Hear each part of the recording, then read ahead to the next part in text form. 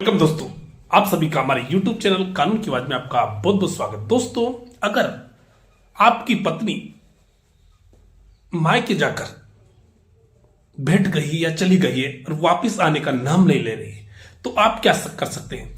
आपके पास क्या ऑप्शंस है? किस तरह से आप उसे ला सकते हैं? सबसे पहले तो अगर आप इस चैनल पर नए हो तो बिल्कुल इस चैनल को सब्सक्राइब करें और फॉलो करें। अब बात करते हैं। सबसे पहले तो आपको दोनों ही पक्षों को या दोनों पति पत्नी को बैठकर बात करनी चाहिए। बात करने से कुछ चीजें बाहर निकलती है, कुछ चीजें का हल होता है। आपको बात कर बैठकर बात करनी चाहिए। बात करने के बाद अगर आपके रिश्तेदार हो या कोई मिलने वाला हो, उससे बैठकर आपको बात करनी चाहिए। मान लो उसके बावजूद भी आपका कोई सॉर्ट आउट नहीं होता है, तो सबसे पहले आप कोर्ट जाने की नहीं सोचे। कोर्ट जाने का तो सबसे लास्ट का रास्ता होता है। जब अगर आपको ये लगे कि हम पति पत्नी बात करते हैं, बैठकर भी सुलझा सकते हैं, तो सबसे पहले तो आप सुलझा सके। अगर मान लो फिर भी नहीं बैठता है, 6 महीने या साल भर या 2 साल से पत्नी मायके जाकर बैठी हुई बिना कारणवश, तो आपको यह डर लगता होगा कि कहीं ना कहीं पत्नी केस ना कर सकते, डोमेस्टिक वायलेंस का नहीं कर सकते, केस कर सकती है, या 498 का कर दे, 125 का कर सकती है, तो आपको उससे पहले सेक्शन 9 का कर देना चाहिए।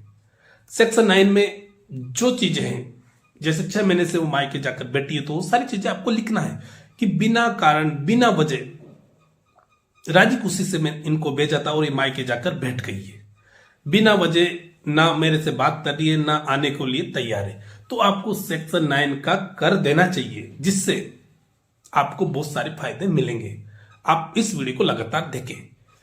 सेक्शन 9 का आप कर दिया, उसमें आपने लिखा बिना रीजन, बिना कारण मेरी पत्नी मायके जाकर बैठी हुई है, मैं इसे बार बार मेरे रिश्तेदार या मैं 2-3 बार इसको लेने गया लेकिन आने को तैयार नहीं है, तो आपको सेक्शन 9 का कर देना चाहिए। सेक्शन 9 में वो सारी चीजें आपको लिखनी चाहिए। लिखने के बाद जब सेक्शन 9 का आप कोर्ट में फाइल पेश करते हैं, तो कोर्ट उसे जवाब के लिए सम्मन भेजेगा।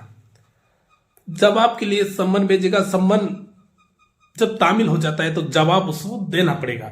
मान लो किसी कारणवश वो जवाब देती है और जवाब में लिखती है कि कोई कारण नहीं लिखती है कि क्यों नहीं आती, कि मैं मेरी मर्जी से नहीं आना चाहती है, तो आपको ये मान लेना चाहिए कि आपका 80% काम हो गया।